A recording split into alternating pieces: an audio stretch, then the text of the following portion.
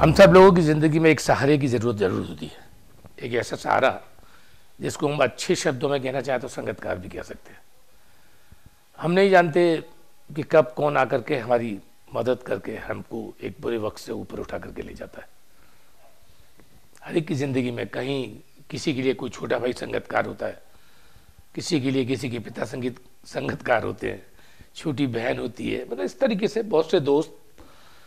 संगतकार मतलब एक ऐसा शख्स जो कि बुरे वक्त में, ऐसे वक्त में जहां आप से कुछ छूट रहा हो, कुछ टूट रहा हो, वो आकर के आपके साथ खड़ा हो जाए और आपको कंधा दे करके उस स्थिति से उबार ले। ऐसे ही गायकों और बाकी म्यूजिशियंस के साथ भी होता है। आपने देखा होगा कि गायक गा रहा है, अचानक उसकी आवाज़ कहीं टूटी या भर गई या सांस थोड़ी सी खत्म हो गई, नेचुरल सी बात है। तो उस वक्त अचानक एक दूसरा आदमी उस पूरी सिचुएशन को संभाल लेता है और अपनी आवाज़ बीच में डालकर उस सब को नॉर्मल बनाने की कोशिश करता है, जिसके कि महत्व को हम नहीं समझते। लेकिन अगर देखा जाए या सही मायनों में देखा जाए तो इसके महत्व को वो गायक या वो संगीतकार बहुत अच्छी तरीके से जानता है कि उसने उसको किस तरीके से बचाया।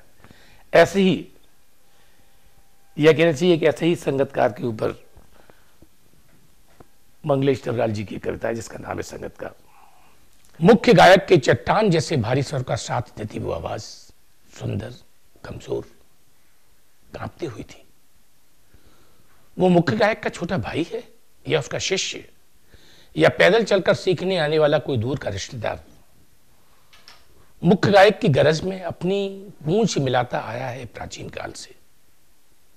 गायक जब अंतरिक की जटिल तानों के जंगल में खो चुका होता है या अपने ही सरगम को लांघकर चला जाता है भटकता हुआ एक अनहद में, तब संगतकार ही स्थायी को संभाले रहता है।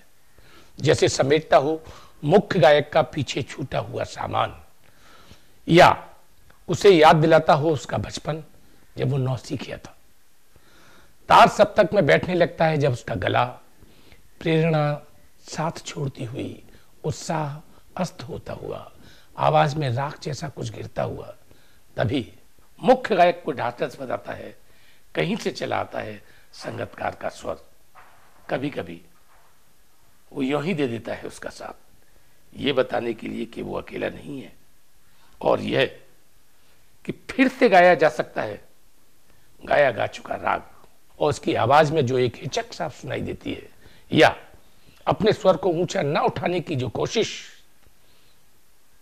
उसे विफलता नहीं, उसकी मनुष्यता समझा जाना चाहिए।